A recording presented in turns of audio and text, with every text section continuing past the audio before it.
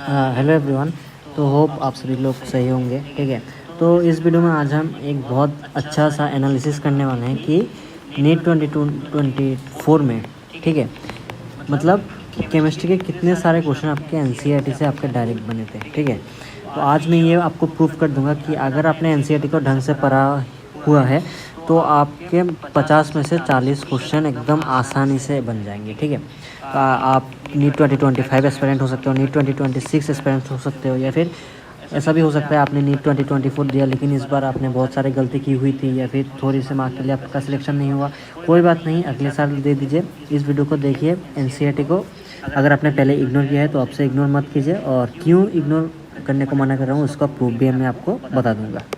ठीक है, तो चलिए पहला क्वेश्चन की तरफ देखते हैं। यहाँ पे बताया गया है the reagents which glucose does not react to give the corresponding test of products. ठीक है, यहाँ पे टॉलरेंस रीजन दिया है, शिफ्ट रीजन दिया है, हाइड्रोजन साइनाइड दिया है, NH2OH और NaCO3। ठीक है, तो आप अगर बायोमोलिक्यूल्स के एक छोटे से पार्ट पे अगर आप नज़र डालें, ठीक है, देखिए यहाँ पे ये एनसीईआरटी का स्क्रीनशॉट है। ठीक है, आप खुद ढूंढ के निकाल सकते हो। देखिए एनसीईआरटी का वेबसाइट से मैंने निकाला है।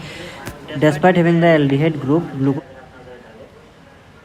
does not give 2,4 DNP test, SIF test, and it does not, देखिए SIF test नहीं देता and does not form hydrogen sulfide addition product with NaCO3।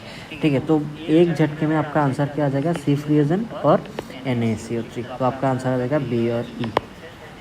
ठीक है, सेम ये भी आपका एक एटॉमिक स्ट्रक्चर का क्वेश्चन है। इसमें बस एक्स जूल दिया है। ठीक है, इसको मैंने ढूंढ नहीं पाया, शायद एनसीईआरटी का एग्जाम्पलर में होगा।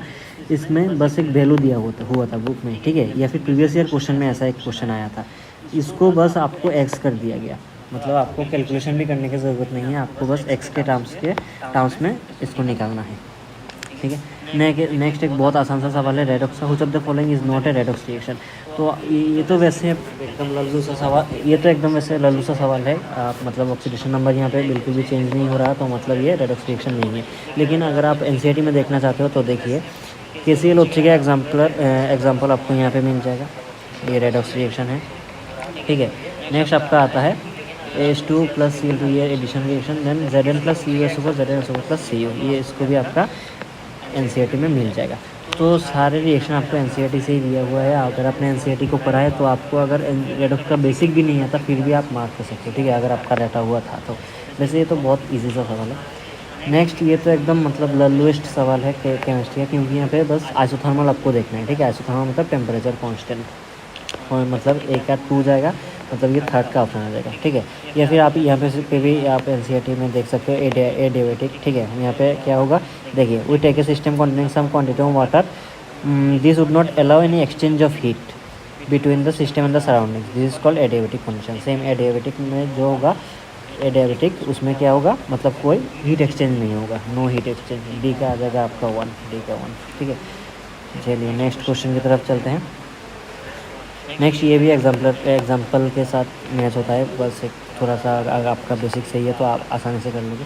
नेक्स्ट ये वाला एग्जाम्पल से मतलब कोऑर्डिनेशन कंपाउंड के आइसोमरिज्म से। ठीक है, देखिए सारे के सारे एग्जाम्पल आपको यहाँ पे जो दिया हुआ है, देखिए आप यहाँ पे देख रहे होंगे CH3 NH3 NO2 Cl2। ठीक है, ये हुआ आपका लिंकेज आइसोमरिज्म। तो आप यहाँ पे ढूंढ लीजिए लिंकेज आइसोमरिज्म कौन सा है। तो ये वाला आपका दे दिया है यहाँ पे।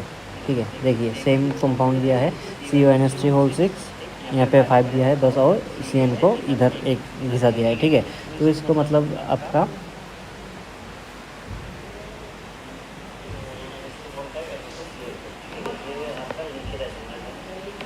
तो आपका ये कंपाउंड दे दिया है आपका यहाँ पे। ठीक है, देखिए एकदम सा सेम कंपाउंड है, तो इसका आ जाएगा आपका कौन सा, कोऑर्डिनेशन आइसोमरिज्म। ठीक है, इसका आ जाएगा आपका कोऑर्डिनेशन आइसोमरिज्म। नेक्स्ट जो यहाँ पे दिया हुआ है ये CONH3 NO2 Cl2। ठीक है, यहाँ पे ये पहला वाला कंपाउंड दिया है, ये हो जाएगा आपका लिंकेज आइसोमरिज्म। ठीक है, इन दोनों से ही आपका आंसर मिल जाएगा। बाकी ये सारे कंपाउंड भी आपके यहाँ पे दे दिया है। H2 है तो सल्फेट आइसोमरिज्म होगा, ये आसानी से आप एनसीईआरटी के एग्जाम्पल से। ठीक है, नेक्स्ट एक आता है आपका which of the following process entropy increases. देखिए पहले तो इसका मतलब कॉन्सेप्ट जो है बहुत इजी है। अगर आपका मतलब गैसियस एटम का नंबर इंक्रीज़ हो रहा है तो आपका एंट्रोपी बढ़ रहा है, ठीक है। तो लिक्विड एवापोरेट्स टू वेपर, मतलब लिक्विड से वेपर में जा रहा है, गैस बढ़ रहा है तो इसका एंट्रोपी इंक्रीज़ होगा।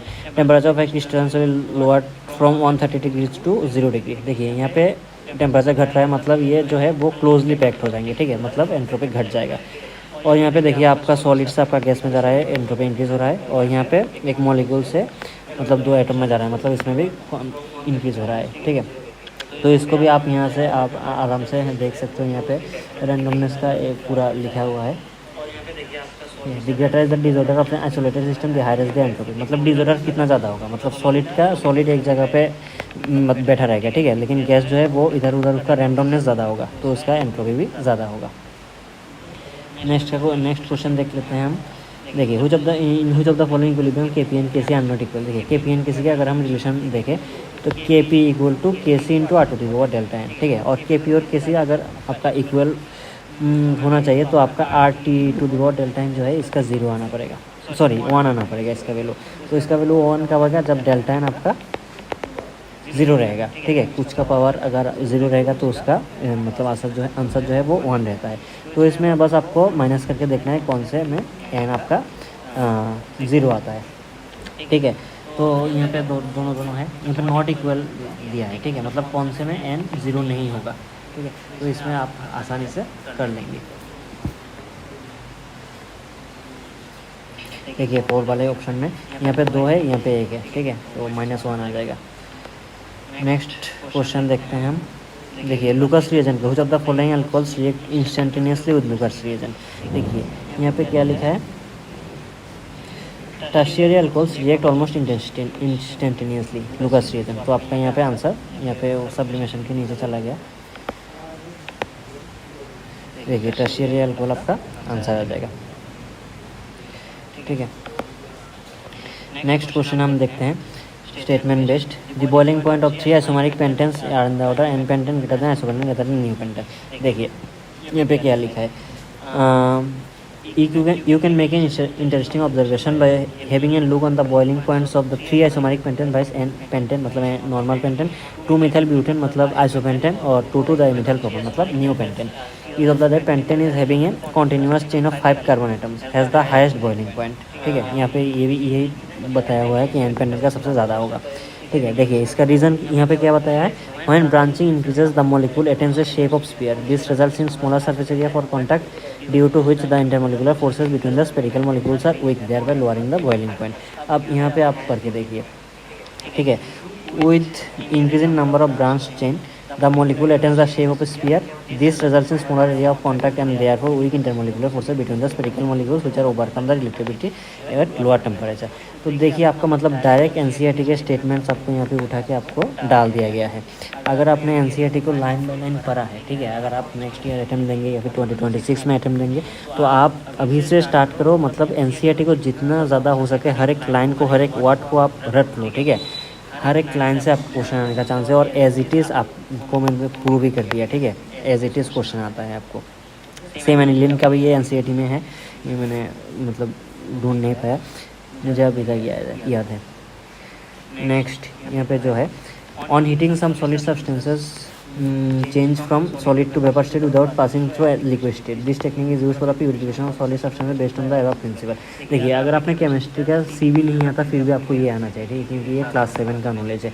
मतलब सॉलिड से अगर डायरेक्ट गैसियस स्टेट में चला जाए तो इसको हम सब्लिमेशन कहते हैं। फिर भी आप यहाँ पे देख सकते हो कि एनसीईआरटी में दिया हुआ है some solid substances change from solid to vapor state without passing through the liquid state, एकदम as it is exactly same statement आपको यहाँ पे उठा के दे दिया है, ठीक है।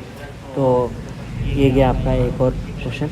Next Fehling solution A is. देखिए ये बहुत अच्छा क्वेश्चन लगा मुझे। पहले तो ये आप एनसीईआरटी में देख लीजिए। Fehling reason comprises of 2 solution, Fehling solution A and Fehling solution B. Fehling solution A is aqueous copper sulphate, ये आपको ध्यान रखना पड़ेगा, aqueous copper sulphate. And Fehling solution B is alkaline sodium potassium tartrate, मतलब Rochelle salt जो होता है। ये हमारे टाइम पे भी मतलब मेरे मॉक टेस्ट में आया था। तो आपको यहाँ पे सिर्फ ए पूछा है, ठीक है। आपको यहाँ पे देखिए रोजिलिस सॉल्ट भी ऑप्शन में दे दिया है, लेकिन ये होगा आपका फेलिंग सॉल्यूशन बी।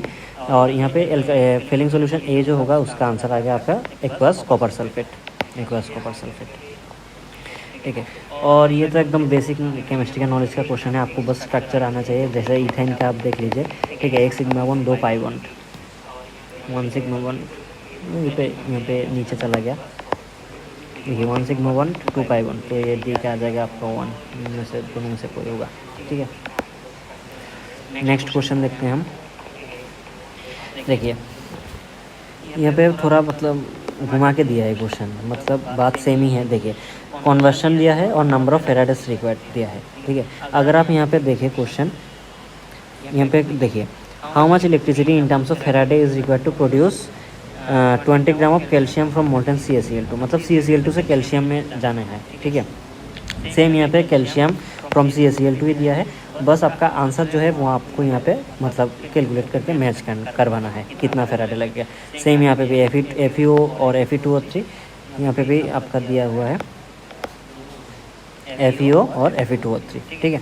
तो ये आपका NCERT के एक्सरसाइज का सवाल है, तो ये भी एकदम आसान से आप कर पाएंगे अगर आपने NCERT किया हुआ है। देखिए फालतू NCERT के बाहर आपको कुछ भी नहीं करना है, अगर आपने NCERT को ही सही से कर लिया तो आपका मतलब 90% क्वेश्चन आपका सही हो जाएगा, ठीक है। मैंने आपको एकदम स्क्रीनशॉट लेके प्रूव करके दिखाया। नेक्स्ट ये P ब्लॉक का एक क्वेश्चन है, आपको आसान है एकदम। Among the group 16 element which does not show -2 oxidation state, ठीक है। तो नीचे जाने पे आपको ये पता ही है कि आपको लोअर ऑक्सीडेशन स्टेट में रहने की टेंडेंसी घट जाता है, ठीक है। फिर भी इसका आंसर जो है पोलोनियम। फिर भी आप यहाँ पे देख लीजिए, देखिए ऑक्सीडेशन स्टेट ऑक्सीजन में भी -2 आता है, सल्फर में भी -2 है, सेलेनियम में भी -2 है, टेलुरियम में भी -2 है, लेकिन पोलोनियम में जो है वो +2 और +4 में है, -2 में एग्जिस्ट नहीं करता। तो इसका आंसर आ जाएगा आपका पोलोनियम।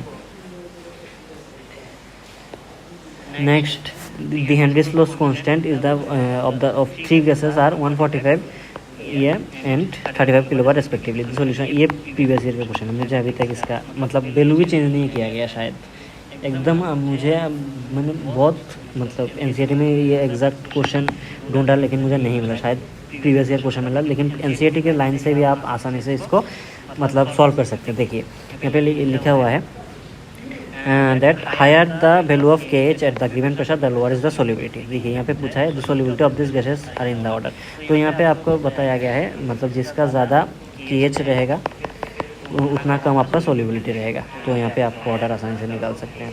ये ऑर्गेनिक का एकदम आसान से सवाल है। यहाँ पे आपको 2 डिग्री देखना है और साथ में ब्रोमीन है, तो इसका आंसर ये आ जाएगा। नेक्स्ट मोस्ट स्टेबल कार्बोकैटायन, यहाँ पे 3 आ जाएगा, लल्लू सा सवाल है। नेक्स्ट ये भी आपका सॉल्यूशन या फिर मोल कॉन्सेप्ट का कोई NCERT के एग्जाम्पलर में ऐसा कुछ था, ठीक है। उस टॉपिक का नाम था आपका लिमिटिंग रिएजेंट से आपके ये फिर रेडॉक्स से भी हो सकता है, मतलब ये मिक्स्ड क्वेश्चन रहता है, ठीक है, कुछ ऐसे भी रहते हैं।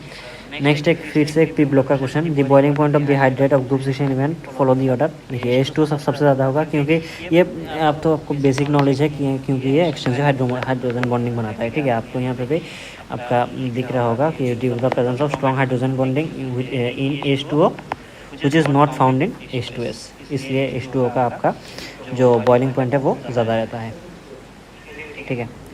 नेक्स्ट एक आता है आपका एटॉमिक स्ट्रक्चर। ये इसको मैंने बोला था, मतलब मेरे वीडियो में बोला था मैंने, मतलब इससे क्वेश्चन आएगा ही आएगा, ठीक है। मतलब मैचिंग आसानी से दे दिया। देखिए L क्या डिनोट करता है, आप यहाँ पे देखिए, पहले N देखते हैं। N आता है आपका प्रिंसिपल क्वांटम नंबर N, ठीक है। N क्या डिनोट करता है, N डिनोट करता है आपका साइज और N to large extend the energy of the orbital, मतलब साइज डिनोट करता है। तो N डिनोट करेगा आपका size of the orbital, D का आ जाएगा आपका 2, तो इससे आपका क्वेश्चन बन जाएगा। बाकी भी यहाँ पे दिया हुआ है, देखिए एजीमुथल क्वांटम नंबर L, ये ऑर्बिटल एंगुलर मोमेंटम, ठीक है। और यहाँ पे सब एजीमुथल क्वांटम नंबर और स्पिन क्वांटम नंबर ये भी आपका दिया हुआ है NCERT में। नेक्स्ट ये तो आपका जो सिंपल मॉलिक्यूल और आयंस का जो ज्योमेट्रिक है उससे आपका दिया हुआ है। देखिए NH3 ट्राइगोनल पिरामिडल, ठीक है, ट्राइगोनल पिरामिडल एक आ जाएगा आपका 1 और 4 आंसर। आपको एक भी बताओ, बहुत सारे मैचिंग में एक या फिर मैक्सिमम 2 आपको अगर आप आता है तो आपका आंसर आ जाता है, ठीक है। जैसे BRF5 ये भी यहाँ से NCERT के टेबल से दिया हुआ है। नेक्स्ट XCF4, ठीक है, SF6 दिया हुआ है, तो ये सारे NCERT में दिया हुआ है, ठीक है। नेक्स्ट यहाँ पे एक क्वेश्चन है, identify the correct structure, correct answer. देखिए आपको अगर ये मतलब स्टेटमेंट में अगर आप नज़र डालें, 3 canonical structure can be drawn for carbonate ion. देखिए आप यहाँ पे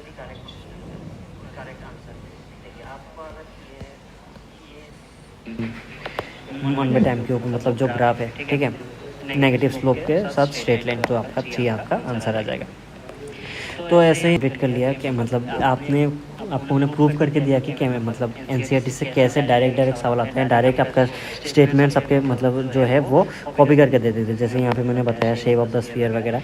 तो आप एनसीईआरटी को इग्नोर मत कीजिए, और अगर आप नीट 2025 नीट 2026 देने वाले हैं तो इस चैनल को सब्सक्राइब कर लीजिएगा, क्योंकि इससे आपका मतलब नीट का जो है वो एक परफेक्ट गाइडेंस आपको मिलने वाला है। ठीक है, पहले इस बार भी बहुत सारे स्टूडेंट्स मेरे मेंटरशिप के अंदर बहुत 650 के प्लस तक आपका स्कोर कर रहे हैं। ठीक है, तो आप इस चैनल को ज्वाइन कर सकते हैं और मुझे टेलीग्राम पे भी मैसेज कर सकते हैं। तो आज के लिए